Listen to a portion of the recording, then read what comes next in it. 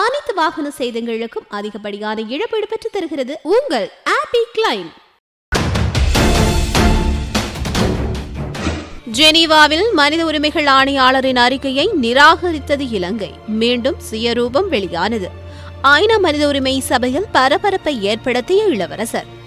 இலங்கையில் பாரிய போர் வெடிக்கும், ஜெனீவாவில் எச்சரித்த சிவாஜிலிங்கம். தமிழர்களை சர்வதேசம் ஒருபோதும் காப்பாற்றாது, தீர்மானம் நிறைவேற்றப்பட்ட பின்னர் ஜெனீவாவில் இலங்கை அரசு சொன்ன தகவல். ஐநாவின் தீர்மானம் பாதிக்கப்பட்ட மக்களின் எதிர்பார்ப்புக்கு எதிரானது. இலங்கையிடம் பிரித்தானியா விடுத்துள்ள கோரிக்கை. தமிழரின் பிரச்சனையை தீர்க்க இதுவரை யாரும் இணைந்து செயல்பட முன்வரவில்லை என்று மனித உரிமை ஆர்வலர் நவநீதன் தெரிவித்துள்ளார். ஐக்கிய நாடுகள் மனித உரிமை பேரவையில் இலங்கை தொடர்பான தீர்மானம் வாக்கெடுப்பின்றி நிறைவேற்றப்பட்டுள்ளது. இதுகுறித்து கருத்து வெளியிடும் போதே அவர் இவ்வாறு கூறியுள்ளார். தமிழ் அரசியல் கட்சிகள் ஒரு பொதுவான நிலைப்பாட்டுக்கு வரும் நிலையை அவதானிக்க முடியவில்லை என்றும் தெரிவித்துள்ளார். ஜெனீவாவுக்கு வருகை தந்துள்ள சங்கிலிய மன்னனின் வழித்தோன்றலான இளவரசர் கனகராஜா ஐநா மனித உரிமை சபையில் பரபரப்பை ஏற்படுத்தியுள்ளார். நெதர்லாந்தில் தற்போது மன்னர் அங்கீகாரத்துடன் வாழ்ந்து வரும் இவர் தனக்கு உரிய பாதுகாப்பு இல்லாத நிலையில் இலங்கைக்கு திரும்பிச் சென்று ஆட்சி செய்யாத நிலை ஏற்பட்டுள்ளதாக தெரிவித்துள்ளார். இடம்பெற்றிருந்த பக்க நிகழ்வொன்றில் தமிழர்களின் பொது வாக்கெடுப்பு கோரிக்கையை நிராகரித்த அவர் இலங்கை இறையாண்மையுள்ள நாடு என்றும் பேச்சுவார்த்தை நடத்தி தீர்வு காண வேண்டும் என்றும் தெரிவித்துள்ளார்.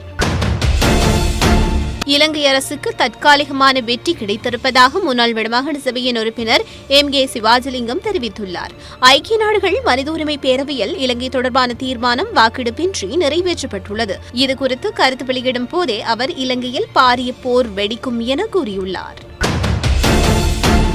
2 வருட கால அவகாசம் என்பது தமிழர்களுக்கு எந்தவிதமான மாற்றத்தினையும் கொடுக்கப் போவதில்லை என்று தமிழர் இயக்கத்தினுடைய ஒருங்கிணைப்பாளர் பொஸ்கோ தெரிவித்துள்ளார். ஐக்கிய நாடுகள் மனித உரிமை பேரவையில் இலங்கை தொடர்பான தீர்மானம் வாக்கெடுப்பின்றி நிறைவேற்றப்பட்டுள்ளது.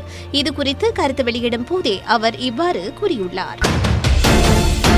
இலங்கையின் ஜனநாயக நிறுவனங்களுடன் இணைந்து செயல்பட வருமாறு ஐக்கிய நாடுகள் மனித உரிமை அலுவலகத்திற்கு அழைப்பு விடுக்கிறோம் என இலங்கை தன்னுடைய கருத்தினை வெளிப்படுத்தியுள்ளது. ஐநா மனித உரிமைகள் பேரவையில் இலங்கை தொடர்பான புதிய தீர்மானம் ஒருமனதாக நிறைவேற்றப்பட்டது.